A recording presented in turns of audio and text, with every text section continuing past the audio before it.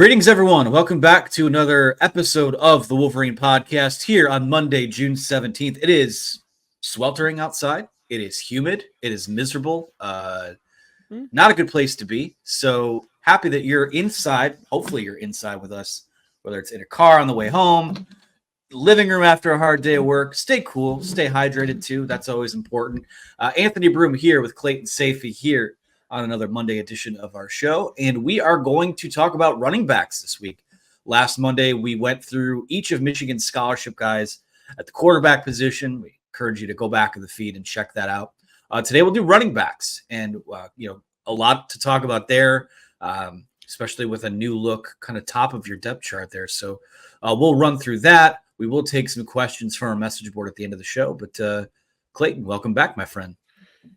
Yeah, it's miserable in a sense outside, but also kind of love the heat. So enjoying that. And hopefully you're pumping the AC in the car on your commute or whatever it is, because we're talking Michigan football in the middle of June, and there's nothing better than that. So I'm excited. It always cracks me up. It's about this time of year where you flip on the news or you'll go on social media and it'll be like, oh, this is what the energy company says your thermostat should be set at. And it'll be like 85 degrees when you're not home, 78 degrees when you're in that. It's like, no. We are in the low 70s here. Don't fall victim to big energy. Cool yourself down as best you can. But then again, if Big Energy wants to sponsor the pod, we will shovel out any sort of propaganda that you'd like to get out there. So some super PAC or something. Yeah, that's right. We are for sale. So I'm planning a wedding and would take all the extra funds I can get. We are brought to you today, of course, by the Wolverine.com or the Wolverine Magazine's 2024 football preview. This thing's going to the printer this week. So it's pretty much all but wrapped up. A few lingering items from the staff to come in still, but this thing's going to be great. Clayton and I have seen a lot of the page proofs. It looks as good as they ever have. 160 action-packed pages. It's a must-have. It's going to ship out sometime in, I would say, early to mid-July. So by mid-July, whether you're on the boat, whether you're sitting on your porch, whether you're floating on something in your pool, you're going to have those 160 pages of season previews, looking at the best players on the roster, the freshmen most likely to play. Clayton's done a deep dive on all the teams that they'll play this season.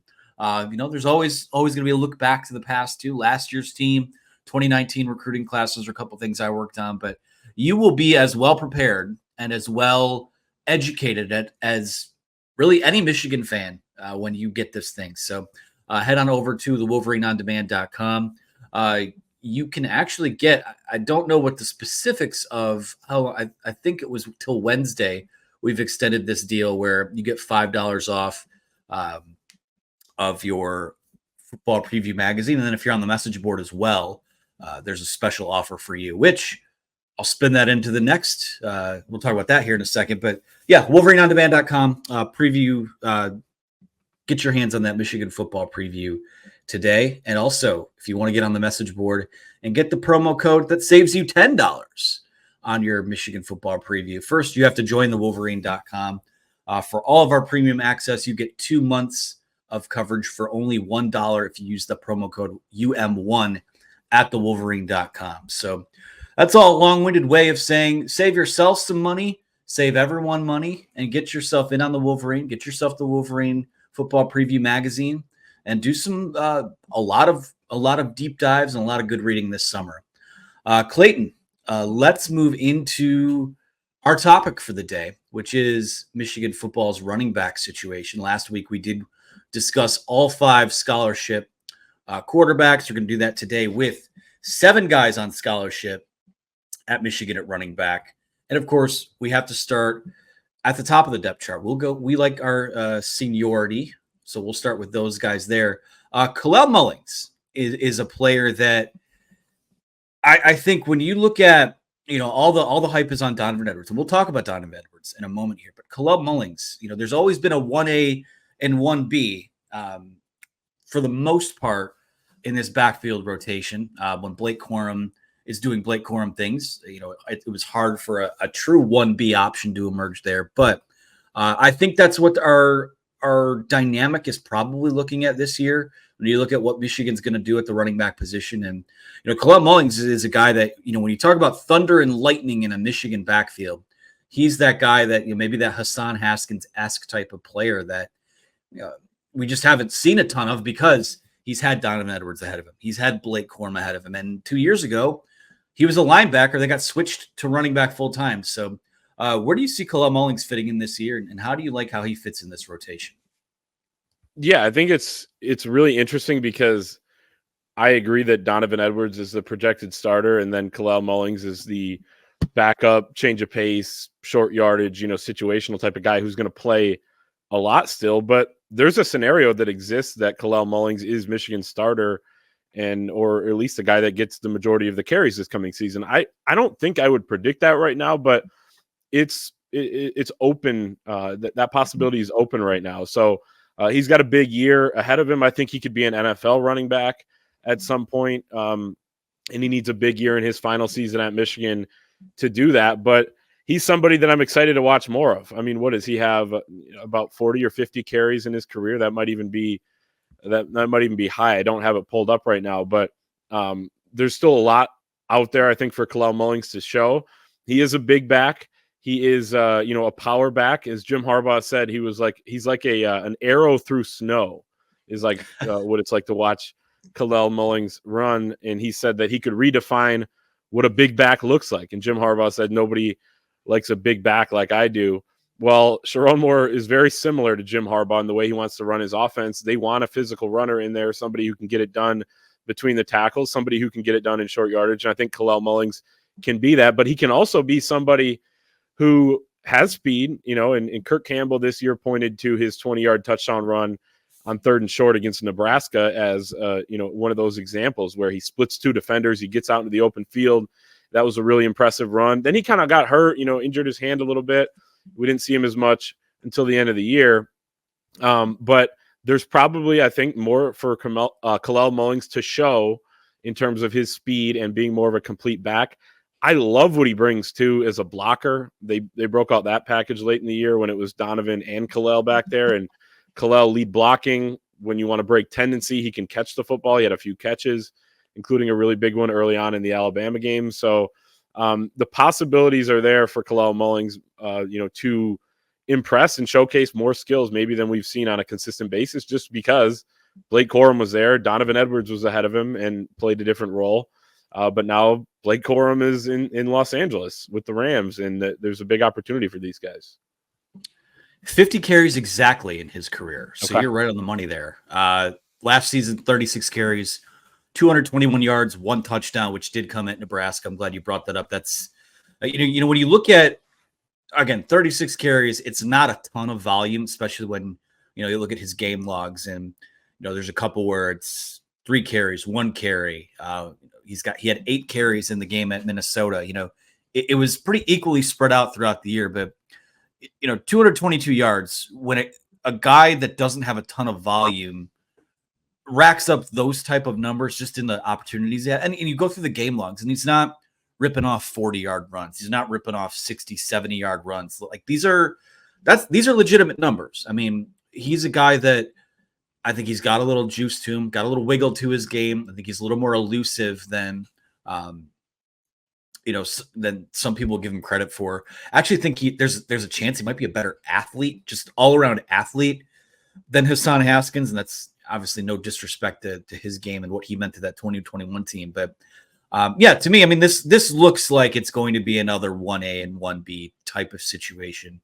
I think that this Michigan offense will probably be at its best when both of those guys now, unless Donovan Edwards becomes, Alvin Kamara or he becomes Jahmyr Gibbs, where like you have to have him on the field every single snap. And there's a chance that happens too. It could happen.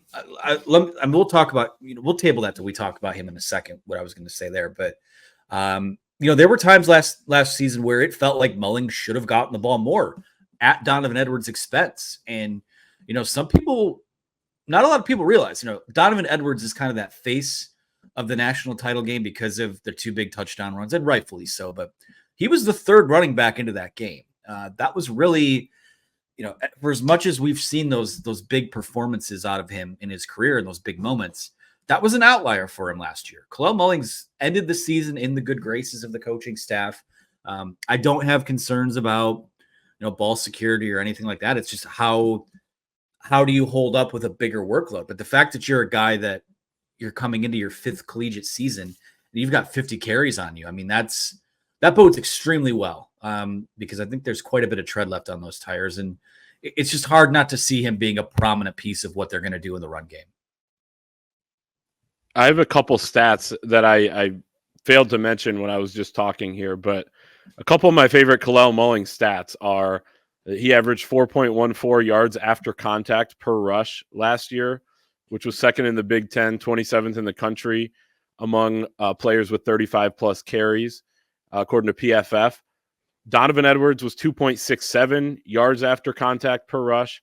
Ben Hall was 2.47, and Blake Corum, who's a great power runner, and obviously his role impacts this number, but he was at 2.42. So, and again, Kalel Mullings' limited role probably, makes, the sample size is smaller there. It impacts what this stat is, but I think that tells you a lot about what Kalel Mullings is as a guy who can get the extra yardage. And then, as well as 17 of his 36 carries were first downs, which is a pretty good clip, close to 50%. Of course, his role there as kind of a short yardage back when they didn't want to go to Blake Corum time and time again impacts that as well. But the fact that he can get those in short yardage situations and even non-short yardage situations, a lot of those went for first downs too. So a couple stats that kind of tell you maybe what the ceiling could be here if he can continue to be that effective when the amount of carries goes up. I think they might really have something here. Yeah. Any other thoughts on Kalel? I mean, that's all good stuff from you there. I think I'm good to go to the Don. Well, let's talk about the Don. The Don who held a camp at West Bloomfield High School over the weekend. Good to see him out there. Good to chat with him. That you could check out part 1 of that chat over at the website. Part 2 will be coming out a little bit later. But yeah, Donovan Edwards. I think that, again, last year was a mental struggle. I think it was a physical struggle too. I think we've seen him kind of admit that more now. Comes off an off-season knee procedure coming into last season. Him and Blake Corum were tied at the hip. Those guys were close, very good friends. But I think Corum deciding to run it back was a bit of a mental shell shock that he had to really, it took 2/3 of the season to kind of work through. He's pointed to a few times that Penn State game and the touchdown run he had in that game as kind of being a, maybe not as much a production turnaround for him, but more of a mental feel like myself again turnaround. He talked about that fire being relit inside of him. But, to me, when I look at what he did in that national title game, and again, I take nothing away from him. Washington's defense was just all out of sorts in that game. But, when you look at a guy who had those 6 carries for 104 yards, 2 touchdowns, I mean, to me, it kind of reminds, obviously it ended on a much better note, but it kind of reminds me of what Roman Wilson did in the TCU game in 2022 as kind of setting him up for a springboard into his last season at Michigan. And I think that's what's on the table for Donovan Edwards. I think, coming out of high school, he's a guy. I talked about Alvin Kamara earlier. I saw a couple of the recruiting analysts that sort of compare him to that. We know a lot of draft people see kind of a Jahmyr Gibbs type in him in terms of the athleticism, the explosiveness, the ability to catch the ball out of the backfield. With him, I think the biggest issue was didn't do a great job running through contact. The vision wasn't quite always there. The cuts weren't as sharp as they had been in the past. And we did get a brief glimpse of what we saw of him in the spring game. And all of that looked better, again, with the obvious spring game caveats. But to me, the opportunity that he's going to get this year is the one that kind of he's been waiting for since he signed with this program. And I'm excited to see what a fully uncaged, there's not the shackles of being someone's number 2, or in 2021, even, he's kind of a number 3. It's kind of his job to lose at the moment. And he's going to be one of the focal points of this offense. Yeah. I mean, he's going to be given the opportunity to be as good as he can be. He's going to get the snaps. I mean, if he proves he can handle in short yardage, then I think he'll get a lot of those opportunities. If he, proves that he can continue to catch out of the backfield, which we know he can, then he's going to get the chance to do that, and he'll be on the field on third down. If he continues to pass protect as well, and then just kind of the early down and really down to down situations as well. If he can be effective there, more consistent there, then Donovan Edwards could be one of the most electric players in the entire country. And we've seen that in small doses here and there. And you said, I mean, Washington's defense was out of sorts that game. I would say it was mostly at the beginning of the game. But at the same time, like when a team doesn't have any depth to its defense, or, they miss a run fit, Donovan Edwards is a guy that can make you pay dearly for those mistakes. And he did it twice early on in the national championship game. And when he broke free the second time, it was kind of deja vu to the second time he broke free against Ohio State the year before. It was like, how is this happening? Not because, Donovan can't do that, but it's just like, you don't see teams have that happen in, on run plays, right? It's one thing to hit a deep shot or a guy to, catch something over the middle, make one guy miss and he's gone. But this guy is some of the most iconic runs in Michigan football history. We just need to see him do it a little bit more consistently, and I think he can do that. You said it, the spring game, it felt like he looked a little bit better in those areas. When you talk to him, it just feels like he's always been a mature dude and a great kid. I just feel like he's taken the next step there. He's talking about leadership and bringing guys along with him, and it just feels like he's in a really good spot with that. And now he's got the role that like you said, he has wanted for a while. Not that he didn't enjoy, winning a lot of games with Blake Corum as Michigan's main running back, but he's somebody that I think is going to take advantage of this opportunity. I still think we'll see a lot of Kalel Mullings, but Donovan Edwards has the potential again to be, first team All Big Ten, All American, type of thing. I'm not saying he's going to do that, but he's got the potential, I think, to, and a good chance to. So it's going to be fun to see what he can make of this role. Yeah, the thing with Donovan too is that, I mean, he's a passionate guy. He's an outspoken guy. I think he's someone, and when you look at maybe where some of the mental struggles came last year, like he is a guy that so badly wants to be counted on. And I think he's going to be counted on more than he ever has at Michigan this year. So I think that is, some people would see that as pressure, but I think it almost feels like there's this giant weight off his shoulders now. And again, like you said, you wouldn't trade how anything went the last few years for any outside of maybe being a little more healthy. But I think Donovan Edwards can do just about anything he wants to do on a football field. It's, he has he's a home run hitter. I think Michigan needs him to be okay with hitting doubles and singles and moving the chains. And, he's always, the second he takes a handoff, he's trying to do what he did in Columbus in 2022. He's trying to do what he did, against Washington last season. But I think he needs to be okay with taking 5 yards at a time, 6 yards at a time, 3 yards at a time, 4 yards at a time. And just improving in that aspect, I think is going to do a lot for his game. So we'll see where it goes. But, like I said, I think he's a guy that can do just about anything they ask him to do on a football field, including throwing the football. You talk about, this offense could get a little weird this year. Maybe that's an aspect they explore with him in some tricky moments. So, yeah, I'm excited to see how he gets used. When you talk about singles and doubles, as opposed to home runs, I think his health will help with that. He even admitted this spring that he didn't feel maybe quite how he was either leading on or wanted to feel last year coming off of that knee injury. I thought, you could tell when he was struggling to run through contact, maybe just didn't have quite the strength that he had in the past or that he needs to get the job done in those situations. Because we've seen him run hard before. I mean, even I'm thinking of, the Ohio State game was probably the most carries he's had in a game, that or TCU, probably around 22 carries, something like that. And there were runs before the two long runs that he ran hard on and through contact. And, he had several 9-yard runs that were really impressive. So he can do it.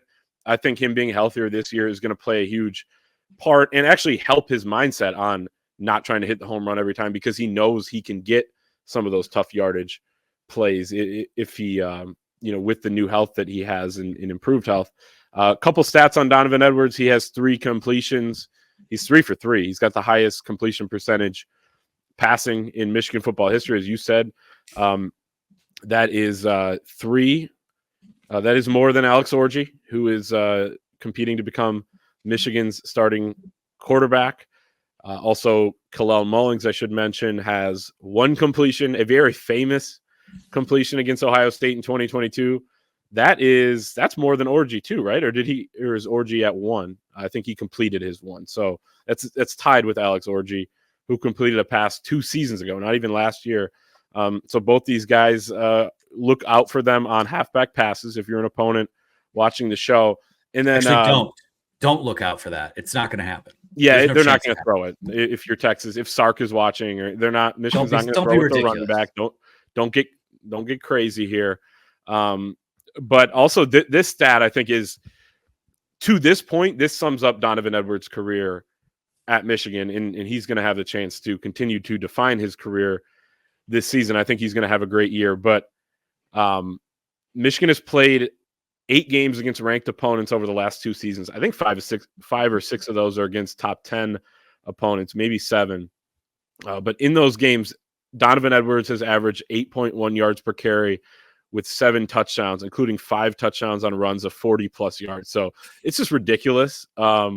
He's big game. As Donovan Edwards said last year, talking in the third person, he said something to the effect of, the Don, always shows up in big games, or Donovan Edwards is always ready in big games. And it's true. It goes back to the state championship game in that January of the weird COVID year, when he was already moved into Ann Arbor as an early enrollee, but had to finish out the season. And by the way, he could have not done that, but Donovan Edwards decided to continue to play for Ron Bellamy and West Bloomfield that year.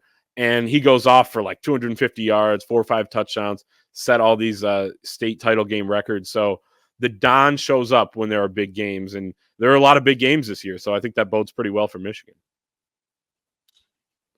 I have no other thoughts on Donovan Edwards. I want to move on. Absolutely. All right. Well, we will keep in line with the seniority pecking order. Probably not talk as much about this guy. I mean, we won't talk much about this guy, but Tavierre Dunlap. He is a senior, has become a bit of an afterthought. No disrespect intended. It's just, it's the conversation revolves around the 2 guys we just talked about, and then a few guys that are a little younger and a little later on this list. But he spent most of his, he was the other running back that Michigan took in 2021, along with Donovan Edwards.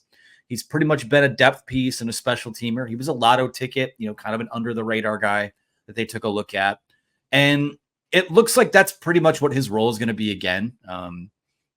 Certainly as a senior, he'll get a look for that number 3 running back job, but most of all of his production has been in mop-up duty. And if there was something where, if we heard behind the scenes that Tavierre Dunlap is coming on like gangbusters, then we probably would have heard it by now, or talked about it by now. But, credit to guys like him for sticking it out in Ann Arbor, despite really he spent his entire career at Michigan in a loaded backfield room. And there's still value in having guys around who have been with the program, who know what the standard is like, know the type of effort it took to turn things around.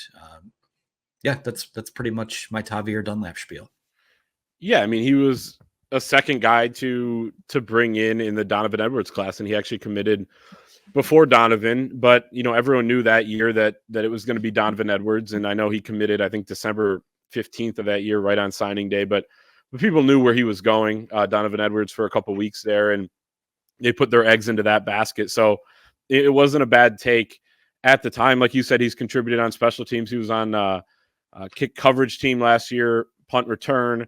And the interesting thing is, Sherrone Moore said after spring ball on the In the Trenches podcast that Tavierre Dunlap is in the mix for the number 3 running back job with Benjamin Hall, who we will talk about here in a second, which also makes me think that Jordan Marshall's got a real shot of coming in here and playing. I'm excited to talk about him. Yeah, just because Tavierre Dunlap hasn't done anything in his career on offense yet. And I think, everyone can kind of agree on that. So, he's somebody, like you said, he knows the offense. He's been around. I'm sure he's, a good, person to have in that room. I just wouldn't necessarily count on, him producing too much this year because we haven't seen it in the past. He's going to be a senior. And, just doesn't feel like he's earned that opportunity. Feels like he keeps getting passed over. CJ Stokes, his freshman and sophomore year, then he transferred this offseason, but, he passed him up. It seems like Ben Hall did almost immediately as well. So it just feels like that's probably bound to happen with Jordan Marshall as well. Yeah, I don't really have much more to add. Again, kudos to him for sticking it out. And I mean, we're seeing, as for watching the video version, how about the cameo by Ernest Hausman in a Nebraska uniform there? Not much more to add on that. I think the fact that he does keep getting passed by the younger players, like you said, is pretty telling. So let's move into the younger players, move to that sophomore class now. We'll start with Cole Cabana, who has been a bit of a fan favorite. Of course, he's a Dexter kid, track star, track speed, all of those types of things, but has spent the early part of his career a bit banged up. He only appeared in one game last season. We didn't see, did he play in the spring game? Was only a few snaps. I can't really. One snap, which was weird. One snap.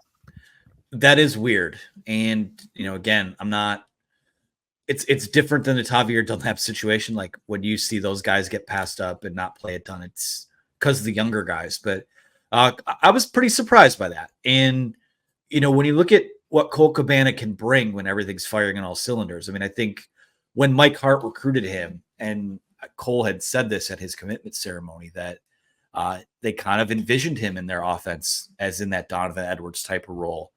And, to me, I've always seen him as a guy that might be more of like an AJ Henning type. That's just kind of one of those gadget guys that can do a little bit of everything, can add some special teams value. I think, if he's healthy, he'll probably factor into some of those battles as well. Kick return, punt return.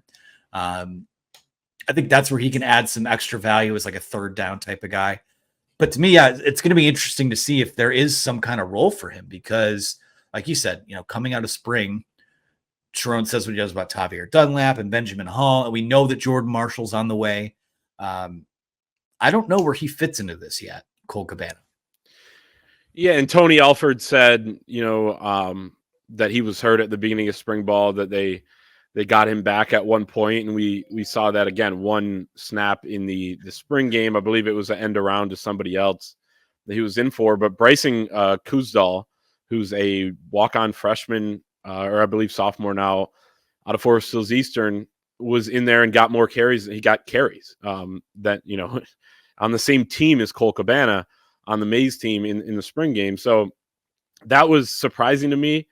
And I don't know why. Like, it probably is part injury, but he's somebody who seems pretty determined. When I talked to him at the Rose Bowl, or a couple days before the Rose Bowl, he just talked about it. Like, he wanted to have a huge role on this team next year. He said, I decided to stick it out. I asked him, you're a top 150 recruit. Like, I'm sure you could go somewhere else and play more. I mean, why did you decide to do that? And he loves it at Michigan. He said, why, if you can't make it here, or this is the best place, to develop. And then if you can make it here, you can make it anywhere. So I like his mindset, from the things he says. I think he has a lot of potential. Like, I want to see him play and have a role at some point. And again, we're not there every day, so I can't say exactly why he hasn't gotten more mention or, didn't get on the field more in the spring game. But I want to see that at some point, because I do think he could be, I use the word electric for Donovan Edwards. I think he could be an electric player at Michigan at some point. So long career to go. He's a redshirt freshman. He's got time, but I think it'd just be fun to see what he can do, because his skill set could be pretty awesome with his speed. Fred Jackson told our Chris Ballas last summer that he was already faster than Donovan Edwards. So there's a lot to like about the potential of Cole Cabana. Yeah, I mean, I don't want, like, when you take a redshirt year, it's almost like that's year zero. Like, for all intents and purposes, Cole Cabana is a freshman this year and could have if he sticks it out at Michigan, 4 years remaining. So, if you don't see him find a role or hit the field, or let's say a Jordan Marshall gets on the field ahead of him, I wouldn't be concerned about that. The one snap in the spring game was odd to me because that's just a very specific number. But anywho, yeah, I think that he has the potential to be, I almost wonder, if Jim Harbaugh was still with the program, is he a guy at some point where he goes, maybe we can't get him on the field at running back, but he'd be a great nickel or he'd be a great safe, maybe there's a spot for him on your football team, Cole Cabana. And he's always played running back. I think he, like I said, probably special teams guy, gadget guy, third down back. I'd say just still be patient with him because there's a lot to still work out there. But any other thoughts on Cole Cabana? No, he's gotten a lot bigger since he's been on campus. So I think he wants to be more than that. So we'll see, kind of how it pans out. All right. Well, let's move to Ben Hall, another guy who's emerged as a bit of a fan favorite here because of what he did in last year's spring game. He was under recruited on the trail. I think, and you can correct me if I'm wrong, I think one of the times EJ went and saw him, he was like the 4th-string running back and had like 1 carry for -2 yards. And EJ's like, what the hell am I even doing here? But he gets to Michigan and everyone's talking about this guy like he is, he's the next big thing. And last year, what we got when we saw him as a true freshman, 15 carries, 69 yards. It's not hard to see why they might be excited about him. He's 5'11", he's 234. He's one of those guys, we talk about guys that they look intimidating when they get off the bus and put pads on. I mean, he looks like a beast of a running back. I think with Michigan, the task with him is just getting to run mean and run the way that his body type suggests that he should be able to handle. So he's off to a pretty good start there. He's going to compete for that number 3 running back job. And, one of the interesting subplots that it's not just with him, with Cole Cabana, with Jordan Marshall, is that, while you've got this fairly set top of the depth chart, you've got these guys kind of behind the scenes too. And they're going to play. You're sort of you're going to see the seeds of what the 2025 backfield rotation might look like and who establishes themselves in that pecking order there. And Ben Hall is someone that pretty much everyone you talk to in Ann Arbor thinks he could be a true RB1 for this team at some point. Yeah, there's a lot of competition beyond just Kalel and Donovan in this running back room. And Ben Hall has the opportunity, like you said, to get some snaps this year. I mean, Michigan's 3rd running backs don't typically do a ton, but Kalel Mullings was able to, have somewhat of a role. I think it helped that he is a powerful running back, so he had kind of a situational role as well. I'm not sure what that would look like with Ben Hall if he wins the job, but you need depth. I mean, we've seen it over the last few years. I mean, they were lucky last year that Blake Corum stayed healthy, Donovan Edwards stayed healthy, and Kalel Mullings was kind of in and out a little bit in the middle of the year, as we talked about earlier. But that's not always going to be the case. So I think you need a guy like Benjamin Hall to be ready. He seems like he is. He doesn't have the top end speed, but he has been compared to Blake Corum in that he's pretty shifty. He has tree trunks for legs. It's crazy to look at his structure, the structure of his body. And we've seen him kind of use that shiftiness that we talked about, like you said, a little bit, improving in the power area. But I think he could be something in the future. And Michigan has a pretty good set of younger running backs that they can rely on once Donovan Edwards and Kalel Mullings are gone after this season. And probably we'll see a decent amount of them late in some of these blowout games if they have those. And really, you don't know what you have when it comes to depth like this. Like, you could come out of fall camp thinking that Jordan Marshall is your 3rd running back, or you could think it's Benjamin Hall, but one of those, Fresno State comes and it's the 4th quarter and one of them goes off or makes a few good plays. Like, they could just earn that job. So it's going to be kind of murky, I think, in terms of what the depth, what the pecking order actually is until we see these guys in games and against Fresno, Arkansas State, Michigan State, teams like that. I'm half joking, of course. We could see kind of how that plays out. And like you said, it would set the stage for next year's running back battle. So Ben Hall was the darling of last year's spring game. Hasn't, that was kind of the high point for his hype. I think he hopes probably that it is not the highlight of his career. And I think he's got a long way or a long, amount of time here going forward to prove that he's got more than just that. And I think he does.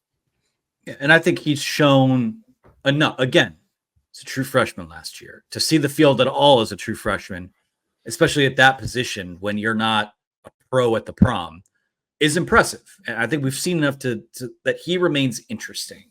And I think that's all you can really ask for right now. He was at Donovan Edwards camp over the weekend. And again, yeah, he walks onto this field and you're like, whose dad is that? Because he's just a thickly built guy. So yeah, excited to see what he does. I mean, that really rounds out some good competition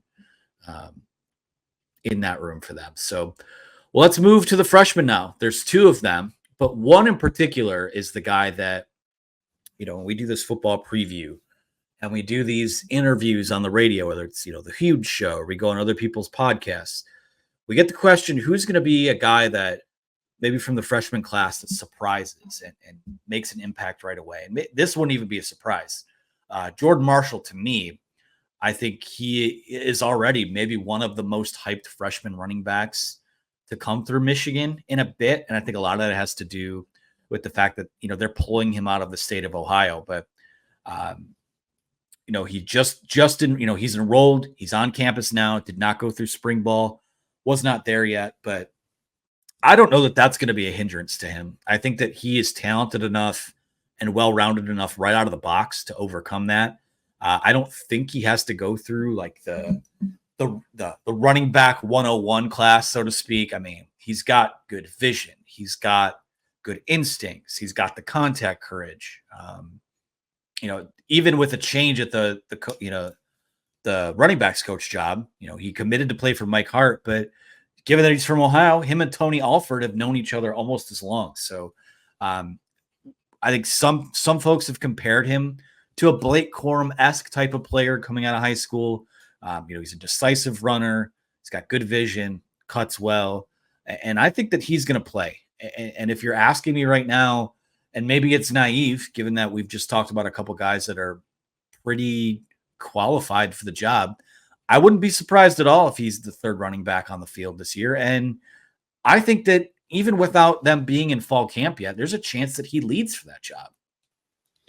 I think, again, it's going to be somewhat uncertain in terms of what that pecking order looks like. And then I think he's going to impress in some of the games that he earns time in some of the other backups do as well. And I think Jordan Marshall is going to become a guy who carves out a role for himself as a true freshman. And like you said, he's kind of the total package in terms of, being able to do everything, run between the tackles. He's got the speed. He can protect, pass protect and pass block. He can catch the ball out of the backfield as well. And, that Jordan Marshall jump cut on his highlights are fun to watch. So he's got some juice to him as well. I think he is going to have the third largest role among Michigan's running backs this fall. Then we'll talk about his classmate as well. But they get in the summer.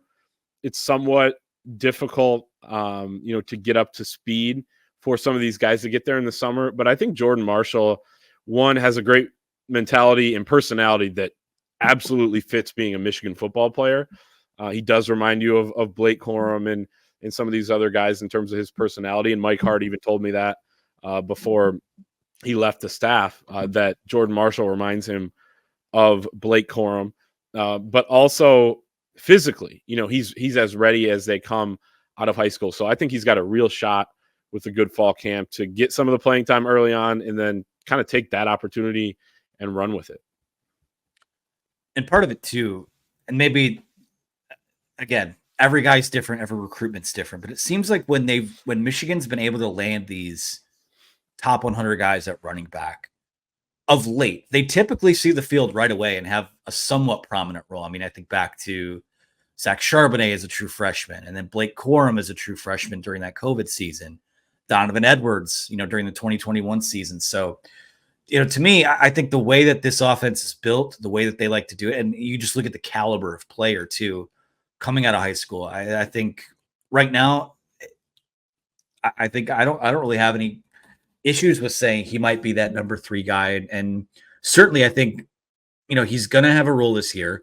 He's going to get carries this year. For me, it's just a matter of when and at whose expense do they come at? Is it cutting into Benjamin Hall's playing time? Is it cutting into, does it start cutting into Kalel Mullings, Donovan Edwards? Like, is he that good? I don't know that, but It's possible.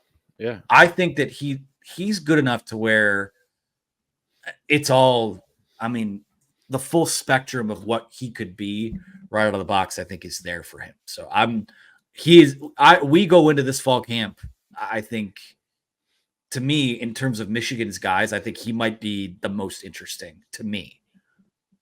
Yeah, and the good thing is for Jordan Marshall is that they're probably not going to be in a situation where that they were in 2019 with Zach Charbonnet probably carried the ball too much as a freshman. Yeah. Like every kid wants to come in and play right away, but I think even Zach Charbonnet and people close to him thought maybe he carried it too much. Army game, he got 32 carries or something like that. I just did something on this. It was 33 carries for 100 yards and 4 touchdowns. No, that was a wild game. Not 4 touchdowns, but the 33 carries. Okay. So yeah, they were pounding Zach Charbonnet. He set the freshman Michigan record with 11 rushing touchdowns, I believe it was. So he was the guy that got to play right away. But Jordan Marshall's going to get to sit back and learn a little bit, but also get a little bit of taste as well. And like you said, if he ends up being a guy that is that effective early on, he could be one of Michigan's main players on offense right away. I wouldn't predict it, but I think that possibility is there. And that's why, while there is kind of a clear 1, 2, and then, a bunch of guys competing for 3, this thing could change on a dime based on how they perform in games. And I think they're all going to get an opportunity to do that.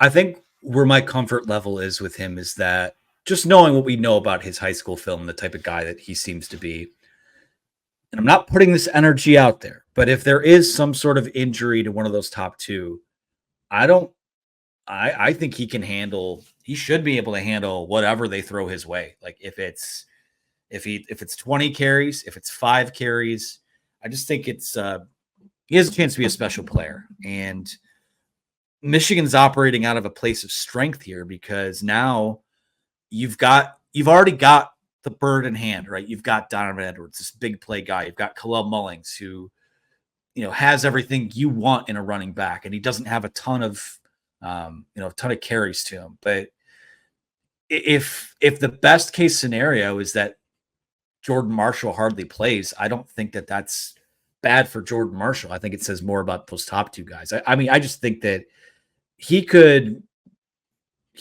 be very, very good, very, very fast. And I don't want to put a label on him. I don't want to put an expectation on him. But man, oh man, I think that they have something here. And I think that he's going to be, when you talk about that pecking order for 2025, I don't have many concerns right now saying he might lead that. So that's where I'm at with him. Yeah, our 2025 depth chart's coming out in a couple days, so stay tuned. You joke, but it is June 17th, and we are already kind of wondering what the next 5 or 6 weeks look like here. So yeah, could see something like that, jokingly, at some point. Let's close out with Micah Kaapana. To me, another interesting guy, another very interesting Mike Hart addition. He's a 3-star guy, another guy who comes to the program, as under the radar, under recruited, whatever you want to call it. But I think Mike Hart throughout his career, when he was at Michigan or before Michigan, proved that he had an eye for those type of guys. And this is a player that fits the billing there.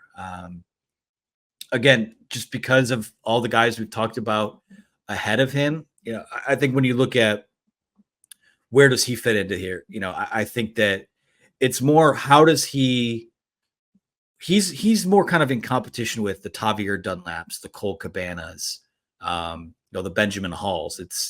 That's kind of the tier that he's in. If we were tiering it out, and let's just say our projected depth chart was Edwards, Mullings, Marshall, and then it's kind of a tier from there. that's I think where he fits in, at least in year one. But another lotto ticket addition for Michigan at this position. Yeah, I think he'll probably redshirt, but I love this addition. I thought it was a great addition for Michigan's class and just a long-term outlook of the running back position. But and Mike Hart told me as well when we were talking about these signees is they kind of want to take, and now obviously Mike Hart's not here, so the plan's going to change. But he basically said, each year they wanted to take one guy that was kind of similar to Blake in a way, and one guy that's similar to Donovan. They have Cole Cabana, Ben Hall in that one class. This year it's Jordan Marshall and Micah Kaapana. And Kaapana is kind of the more speedy back for he ran a 4.46 40-yard dash according to his huddle page. He is a winner, helped his number one team, Bishop Gorman, win the high school national championship last year. He goes to the Polynesian Bowl, the Under Armour All-American game.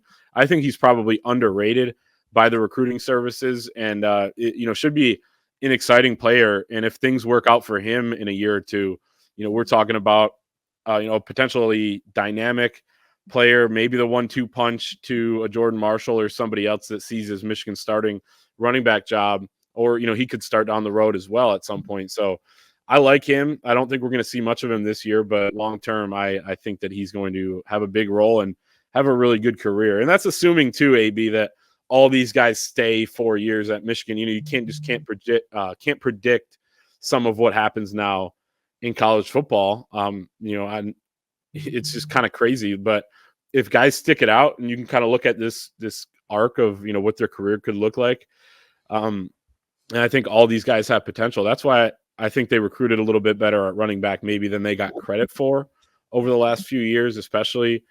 Jordan Marshall helps that case quite a bit, but I like some of the others as well. Ben Hall, has at least turned into somebody who's intriguing, and Micah Kaapana, I think, has a bright future too.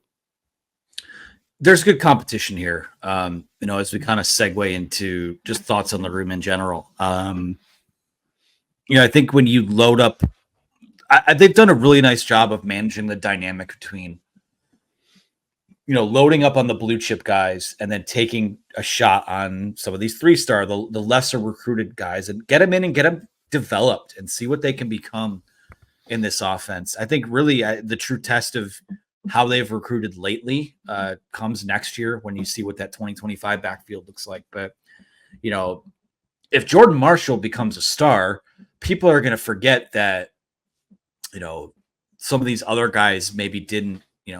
That's why you take so many of these guys. So someone, winds up becoming, you hit there. These guys are all lotto tickets, and star rankings to me are just kind of your odds on them hitting. Michigan's done a very good job developing what they have.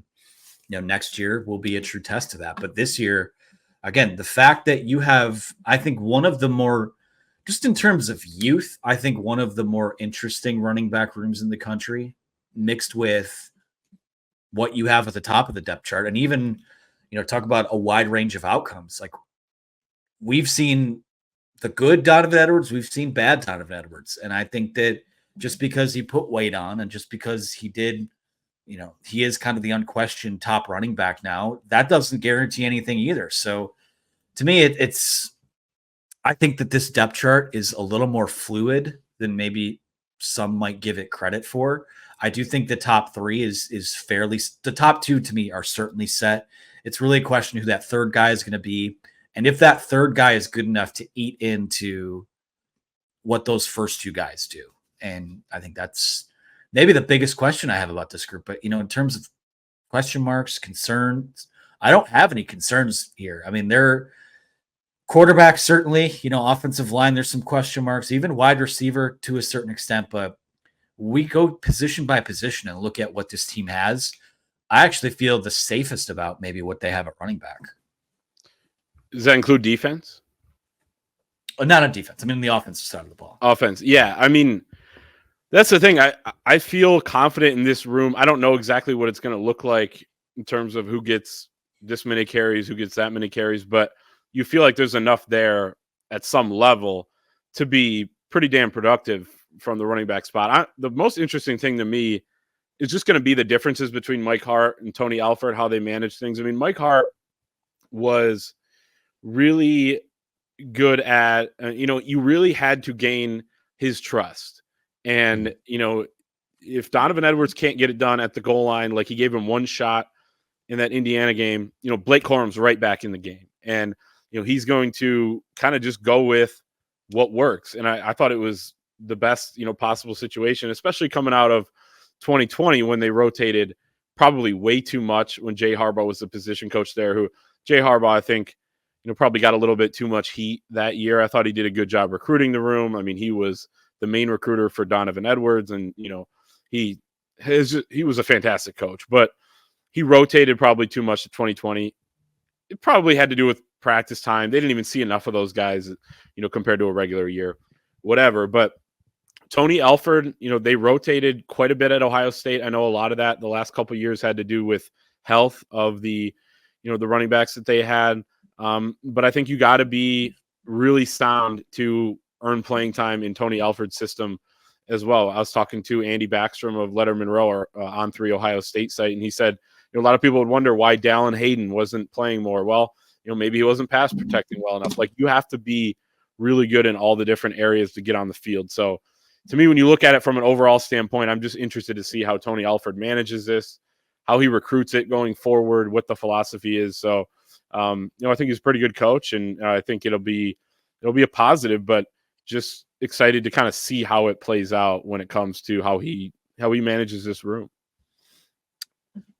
Yeah, that's an interesting aspect of it too. I mean, how does the rotation change with Tony Alford? I mean, that along with, questions about running back 3 and how it could affect running backs 1 and 2.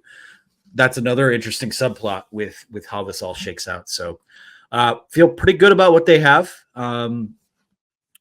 Hoping for no injuries, because that could start a chain reaction of things. But again, if you're telling me at the end of the day that if there's something that happens and Jordan Marshall's kind of sitting there, I think that at worst they can kind of lean on him if they have to. So excited to see it, because I think that's going to remain one of the focal points of this Michigan offense is that running back room. Question time. How about that? Are we ready to turn the page? Absolutely. I'll let you reach into the grab bag and take that first one. You want me to find one? I think this is a good one from Sasquatch 616. Of the 4 teams to make the playoffs last year, Michigan, Washington, Texas, and Alabama, which is the most likely to win the national championship this year? Which is the least likely to make the playoffs? I think Texas probably has the best chance to win the national championship, although it's not going to be easy in the SEC. We'll see if they can win that conference, if they can beat Georgia, that sort of thing. And then Washington, to me, is the clear choice for least likely to make the playoffs. I mean, you look at some of these preseason rankings, they're ranked in the 30s just by what they lost. I think Jed Fish is a good coach. I think he's going to do well there, but there's so much turnover on that roster. I mean, they lost, I think, 11 or 12 guys to the NFL draft. They lost close to 30 to the transfer portal. He brings in a lot from his Arizona team. 12 guys from Arizona come in. They have a good quarterback in Will Rogers, who's second in the SEC all time and passing yards and all these records and lists, coming from an air raid system that was under the late Mike Leach, but molding all that together in year one just feels like a hard thing to do. So I'm going to say Washington, but they could be good, and it's going to be a tough task for Michigan to go out and win there on October 5th. I would agree with yours. So I'll go ahead and rank them. I think in terms of, because really most likely to win the national championship and then least likely to make the playoff. I kind of see that as like the same thing to a certain extent, at least in terms of this talking point. But right, I think Texas is up there. I probably have them at number 1. I would have, I know Alabama, like they always say you want to be the guy after the guy that follows the legend, but Kalen DeBoer is 104-12 in his college coaching career, and all the guy does is win. So I would not be surprised to see Alabama right back in the conversation this year. So I'll go Texas, Alabama, Michigan, Washington is how I would rank it out. I agree with that. All right. Let's see. We'll take this one from Meat Hammer, who says, I am curious to hear your thoughts on schools like Ohio State, Miami, and Oregon. Will the NIL money cannon pay off, or will we see schools with better culture like Michigan continue to dominate? Considering none of those schools made the playoff and we had a championship game against Washington, who is not known for their huge NIL budget, I do seriously wonder if we will see OSU crash and burn this year. Well, I think there are two ways to look at this. I don't think Miami is in that same conversation with Ohio State and Oregon, because what you see schools like OSU and Oregon do is, yes, they can go out and recruit pretty much whoever they want on the recruiting trail. They can grab pretty much whoever they want in the transfer portal. The biggest thing is developing your own talent and retaining them. And that is where, again, I know maybe Michigan didn't have quite as much money in the coffers as some of these other schools, but a big reason why they won the national title last year is because they were able to use NIL to keep guys like Blake Corum and Zach Sinner and Trevor Keegan and Mike Barrett, the list goes on and on, from going pro. You use that money to keep them in school. And I think that Ohio State and Oregon are doing that better than a lot of people right now. Miami, Texas A&M, I'll even say, Ole Miss, Texas, or not Texas. Texas. I totally lost my train of thought. Texas A&M, Ole Miss, Kentucky, schools like that.